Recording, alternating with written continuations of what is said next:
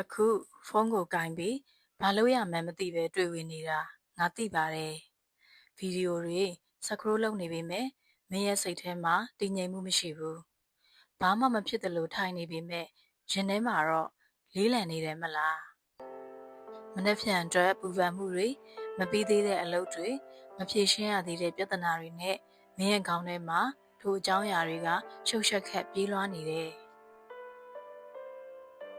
အဲ့ဓာတွေကြောင့်တစ်ခါတလေအသက်ရှူရတာတောင်ကြက်တဲနေတယ်လို့ခံစားနေရတယ်မလားအိယာပေါ်မှာလှဲရင်ညနေချက်ကိုငေးကြည့်နေမိတယ်ဖုန်းကိုလည်းမကြည့်ချင်တော့ဘူးအိတ်ချင်ပေမဲ့လည်းအိတ်လို့မရနိုင်ဘူးပြီးတော့တခုတည်းသောမိကွန်းက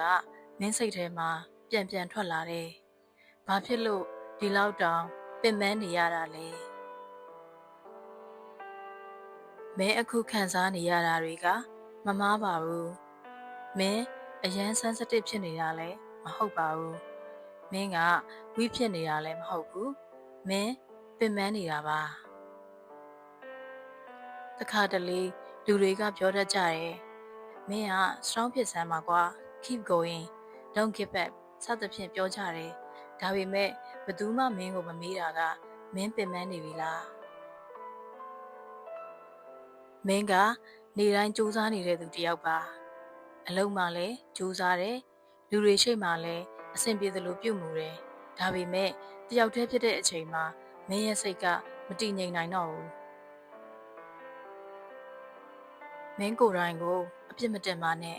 ငါဘာလို့ဒီလိုဖြစ်နေရလဲဆိုပြီးမင်းနေဖို့မလိုပါဘူးအကြောင်းကတော့တစ်ခုတည်းပါအဲ့ဒါကမင်းအရန်စူးစမ်းခဲ့လို့ပါအခုခဏလောက်ရပ်လိုက်ပါအသက်ကိုနက်နက်ရှိုင်းရှိုင်းလေးရှူလိုက်ပြီးဖြည်းဖြည်းချင်းပြန်ထုတ်လိုက်ပါ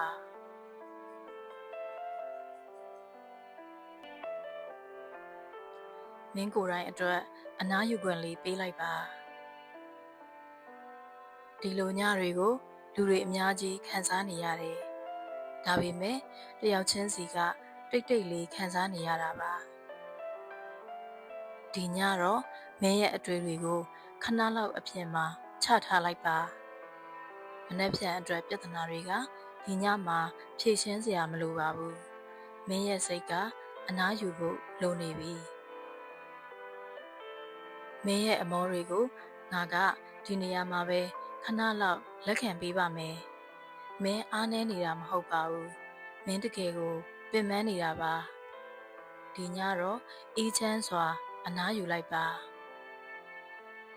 မင်းအနားယူဖို့အတွက်ထိုက်တန်ပါတယ်